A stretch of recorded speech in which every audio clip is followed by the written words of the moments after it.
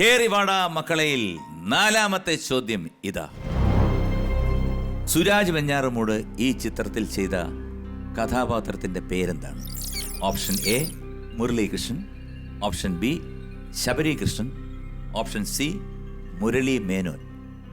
മുരളീകൃഷ്ണൻ, ശബരികൃഷ്ണൻ, മുരളി മേനോൻ. മന്ത്രിയാണ്.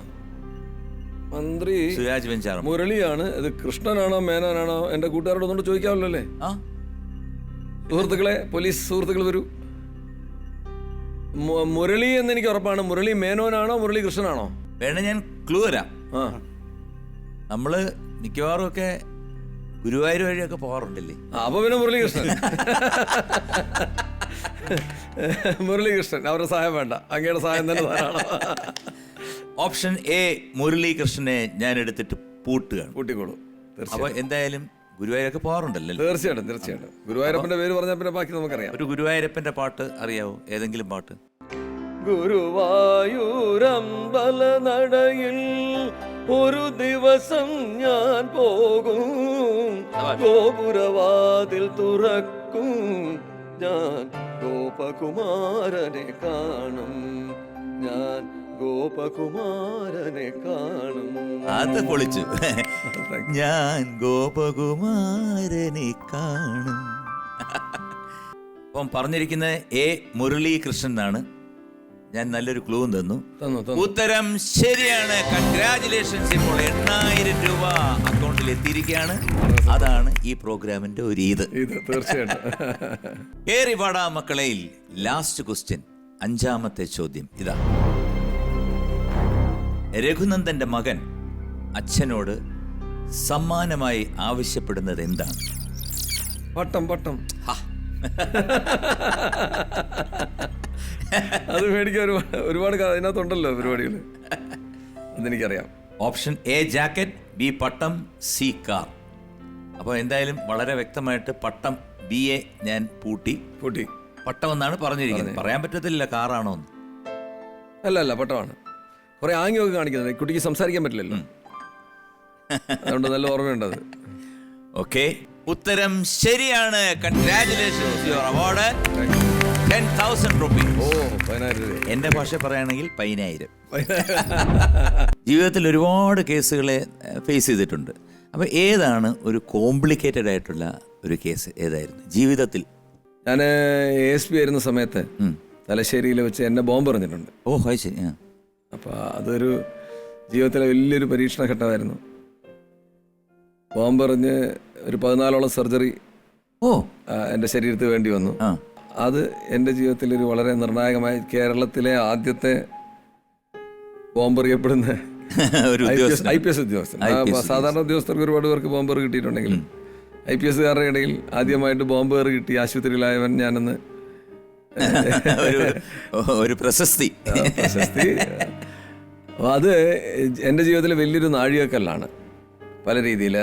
അതിന് വേറൊരു സാന്ദർഭികമായ ഒരു സംഗതി കൂടെയുണ്ട്. 1999 സെപ്റ്റംബർ 27-നാണ് എനിക്ക് ഈ ബോംബേറ് സംഭവിക്കുന്നത്.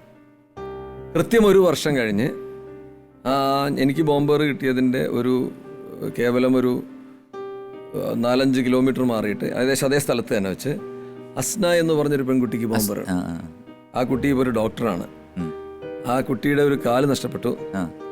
വളരെ രസകരമായ ഒരു സംഗതി എന്ന് വെച്ചാൽ എനിക്കും കാലിൽ അതേ സ്ഥാനത്താണ് ഏറ്റവും കൂടുതൽ പരിക്ക് പറ്റിയിരുന്നത്. എറിയുന്നവൻ ആ സ്ഥാനം നോക്കി വെച്ചിരിക്കുകയല്ലേ? കാലിൻ്റെ എന്നല്ല, അതിൻ്റെ പ്രത്യേകത എന്താണെന്ന് വെച്ചാൽ ഇവർ ഈ സാധനങ്ങൾ പലതും ഇതിനകത്ത് കുത്തിക്കയറ്റും. എന്നിട്ട് അതായത് ഈ ടാക്സാണി എന്നൊക്കെ പറഞ്ഞിട്ട് വളരെ ചെറിയ ആണികളും വെള്ളാരങ്കലിൻ്റെ പൊടിയൊക്കെയാണ് ഇവർ നാടൻ ബോംബ് ഉണ്ടാക്കുമ്പോൾ അവിടെ ഉള്ളവർ. ഇത് എറിഞ്ഞു കഴിഞ്ഞാൽ ഇത് ശരീരത്തിനകത്ത് സഞ്ചരിക്കുക എന്നുള്ളതാണ്. ബ്ലഡ് സ്ട്രീമിനകത്ത് ഇത് കയറും.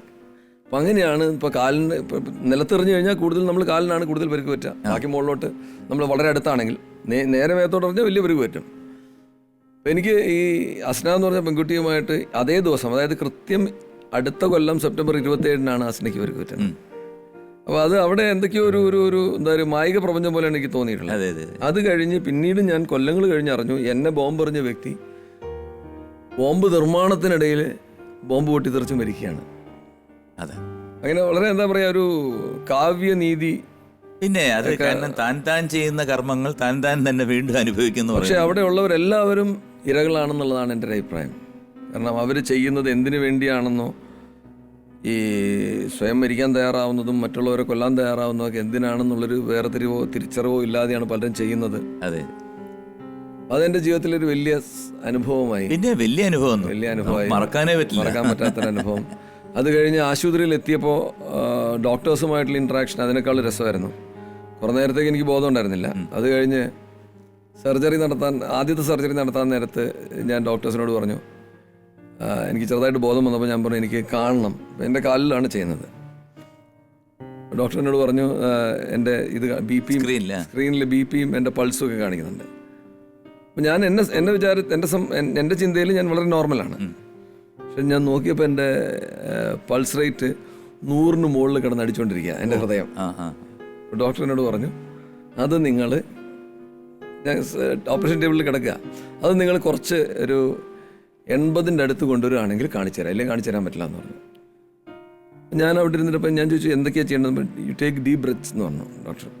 അങ്ങനെ വളരെ നേരം ഡീപ് ബ്രീത്ത് ചെയ്ത് ഏകദേശം ഒരു 5 മിനിറ്റോളം ഡീപ് ബ്രീത്ത് ഒക്കെ ചെയ്ത് കഴിഞ്ഞപ്പം ഇറ്റ് കെയിം ഡൗൺ.